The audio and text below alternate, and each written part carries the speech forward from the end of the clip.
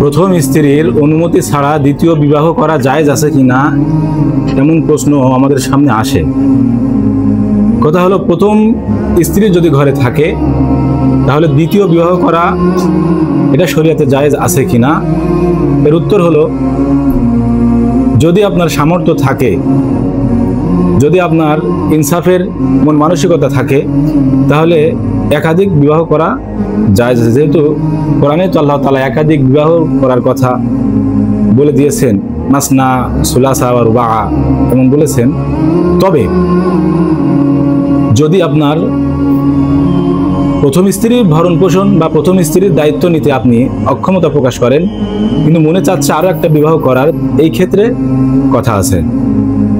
Fine খিফতুম আল্লাহ তা'দিলু ফাওয়াহিদা, যদি আপনার মনোবল থাকে একাধিক বিবাহ করার ক্ষেত্রে আপনি একাধিক স্ত্রীর সন্তুষ্ট বা তাদের সমস্ত চাওয়া পাওয়া, তাদের ভরণ পোষণের দায়িত্ব, ইনসাফ, জুলুম করবেন না তাদের প্রতি, তাহলে প্রথম স্ত্রীর অনুমতি বাদে বিবাহ করা জায়েজ আছে। এটা শরীয়তে নাই বা জায়েজ নাই এমনটা বলা যাবে না। 2 নম্বর কথা হলো, যদি আপনার ইনসাফ না থাকে, মনোবল শক্তি না থাকে, ইচ্ছা থাকে, তাহলে এটা আপনার জন্য অনুমতি নাই।